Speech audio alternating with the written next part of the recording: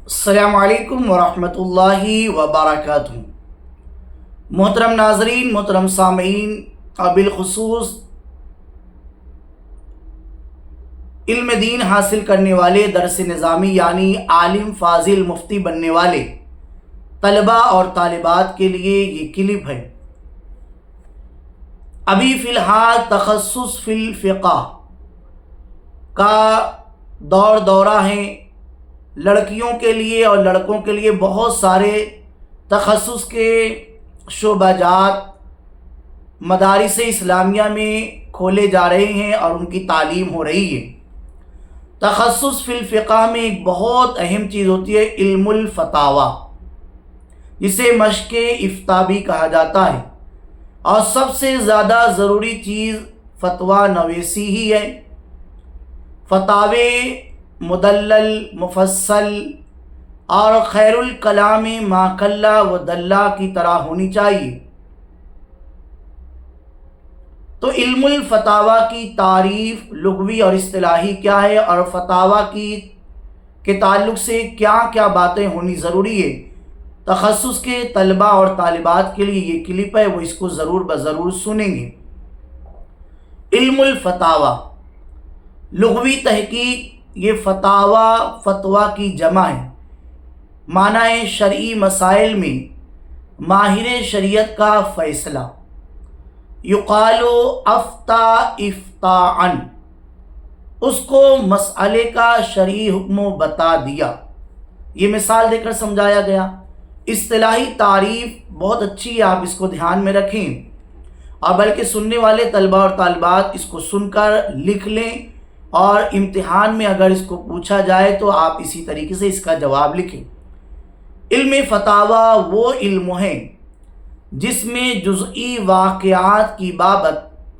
ماہر شریعت فقہا سے صادر شدہ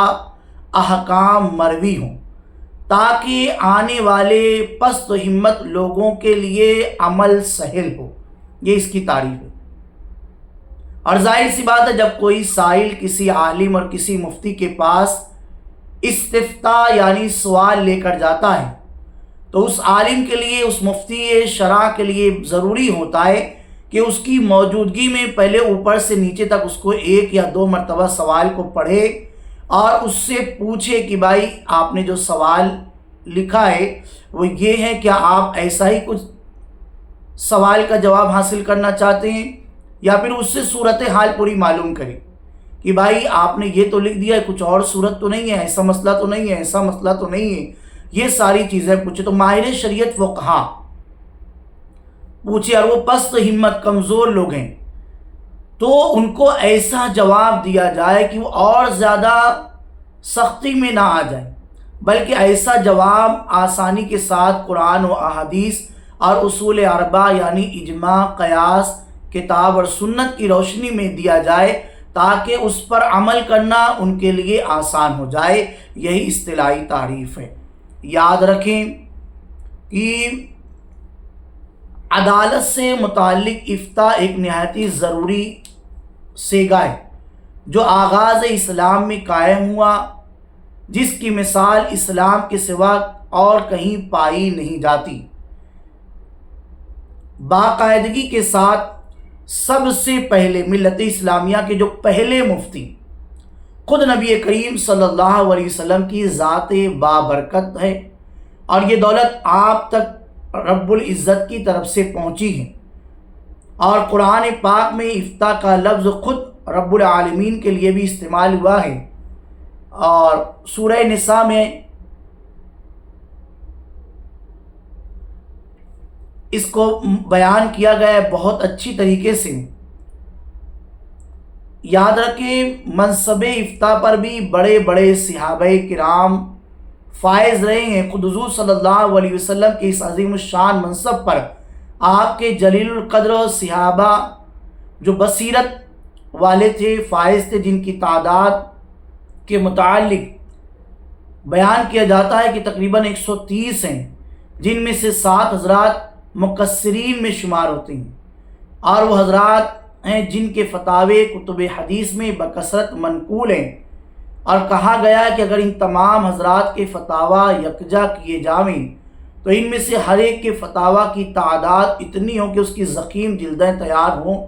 ان 7 حضرات کے اسماء گرامی جنہیں مکثرین کہا جاتا ہے، حضرت عمر ابن خطاب،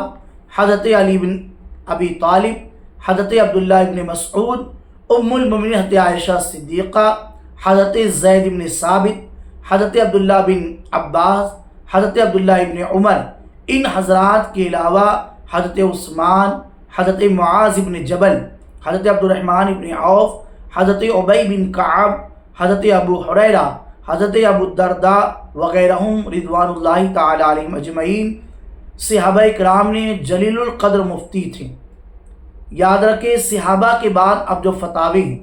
صحابہ کرام رضوان اللہ تعالی علیہم اجمعین کے ذریعے دینی علوم نے نشو و نما پائی اور اس طرح چراغ سے چراغ جلتا گیا۔ چنانچہ صحابہ کے بعد تابعین، تابعین کے بعد تبع تابعین، پھر بعد کے علماء فقہاء نے اس سلسلے کو جاری رکھا ہے۔ اور یاد رکھیں افتاء کی باتیں بڑی اہم ہوتی ہیں، بڑی باریکیوں والی ہوتی ہیں۔ آج کے زمانے میں جس کو دیکھا جا رہا ہے وہ فتویٰ دے رہا ہے، تو افتاء کے لیے سب سے ضروری امر یہ ہے کہ اس کی عام اجازت نہ دی جائے، بلکہ خلیفۃ المسلمین یا حاکم وقت کی جانب سے خاص لوگ افتاء کے لیے نامزد کیے جائیں تاکہ ہر کس و ناکس غلط مسائل کی ترویج نہ کر سکے۔ شاہ ولی اللہ محدث دہلوی رحمۃ اللہ تعالی علیہ ازالۃ الخفا میں تحریر فرماتے ہیں کہ اس کی اجازت عام لوگوں کو بالکل بھی نہیں ہونی چاہیے، بلکہ خلیفۃ المسلمین اور قاضی القضات اور قاضی شرع، عالم علماء بلد، یہ سب مل کر جن لوگوں کو مقرر کر دے وہی دے تاکہ فتنہ و فساد نہ ہو۔ تاریخ میں اس کی بہت سی مثالیں موجود ہیں کہ جن لوگوں کو فتوے کی اجازت نہ تھی انہوں نے فتوے دیے تو حضرت عمر رضی اللہ تعالی عنہ نے ان کو منع کر دیا۔ چنانچہ ایک دفعہ حضرت عبداللہ ابن مسعود رضی اللہ تعالیٰ عنہ کے ساتھ بھی یہی واقعہ گزرا، بلکہ حضرت عمر رضی اللہ تعالیٰ مقرر شدہ مفتیوں کی بھی جانچ کرتے رہتے تھے۔ حضرت ابو ہریرہ رضی اللہ تعالیٰ عنہ سے بارہا دریافت کیا کہ تم اس مسئلے میں کیا فتویٰ دیتے ہو، اور جب انہوں نے اپنا جواب بیان کیا تو فرمایا کہ اگر تم اس مسئلے کا اور کچھ جواب دیتے تو آئندہ تم کبھی فتوے کے مجاز نہ ہوتے۔ اتنی باریکیوں کے ساتھ مسائل بیان کیا جاتا تھا اور حضرت عمر ابن خطاب رضی اللہ تعالیٰ نے اتنی نگرانی کیا کرتے تھے، تو آج کے زمانے میں بھی لوگوں کو بہت زیادہ دھیان دینا چاہیے۔ دوسرا امر جو افتاء کے لیے ضروری ہے یہ ہے کہ مفتیوں کے نام کا اعلان کر دیا جائے، جیسا کہ حضرت عمر ابن خطاب رضی اللہ تعالیٰ نے بارہا اس کا اعلان کیا۔ چنانچہ ملک شام کے سفر میں مقام جابیہ بے شمار آدمیوں کے سامنے جو مشہور خطبہ پڑھا اس میں یہ الفاظ بھی تھے، یعنی جو شخص قرآن سیکھنا چاہے تو عبی بن کعب کے پاس، اور فرائض سے متعلق کچھ پوچھنا چاہے تو زید بن ثابت کے پاس، اور فقہ کے متعلق پوچھنا چاہے تو معاذ بن جبل رضوان اللہ تعالی علیہم اجمعین کے پاس جائے۔ پتہ چلا یہ 3 نام بتا دیے گئے، ان کے بعد علاوہ کسی کے پاس نہ جائے، کیونکہ یہی اس کے اہل بھی ہیں اور یہی اس کی حفاظت کرنے والے بھی ہیں۔ اور افتاء کے لیے تیسرا امر جو ضروری ہے وہ ہے کہ مفتی کے اندر عدالت، ثقافت، اخلاق و عادات میں کامل اور قرآن و حدیث سے پورے طور پر واقف ہو۔ حضرت حذیفہ بن یمان رضی اللہ تعالی عنہ نے فرمایا فتویٰ دینا اس شخص کا کام ہے جو امام ہو یا قرآن کے ناسخ و منسوخ جانتا ہو۔ لوگوں نے دریافت کیا ایسا شخص کون ہے؟ حضرت حذیفہ بن یمان رضی اللہ تعالیٰ عنہ نے کہا عمر ابن خطاب۔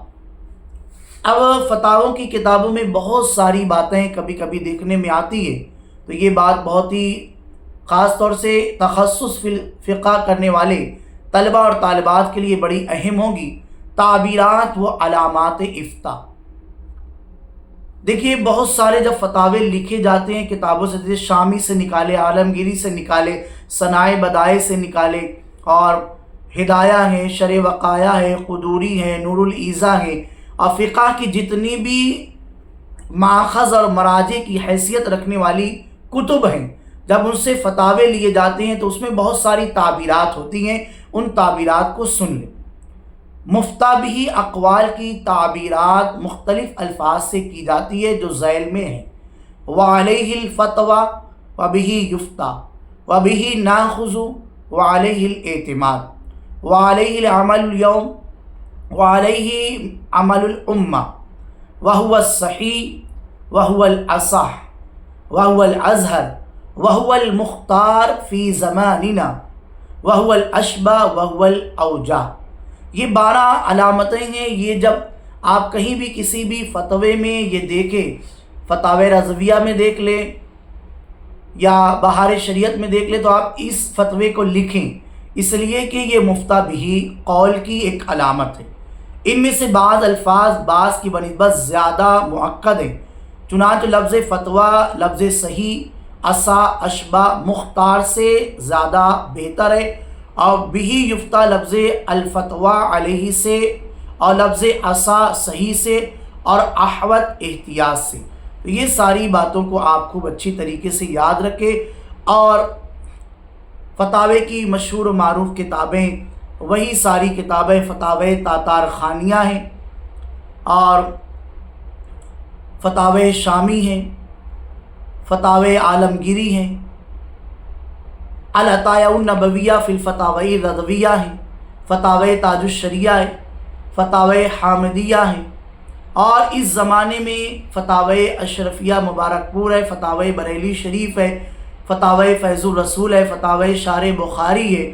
اور فتاوی امجدیہ ہیں، فتاوی فقیہ ملت ہیں۔ یہ سارے فتاوے بڑے ہی معتبر اور مدلل ہیں۔ ان ساری چیزوں کو اگر آپ حاصل کرنا چاہتے ہیں تو ڈسکرپشن میں واٹس ایپ نمبر ہے، آپ میسج کریں، انشاءاللہ آپ کو PDF بھیج دی جائیں گی۔ باقی اس کلپ کو ضرور سنیں،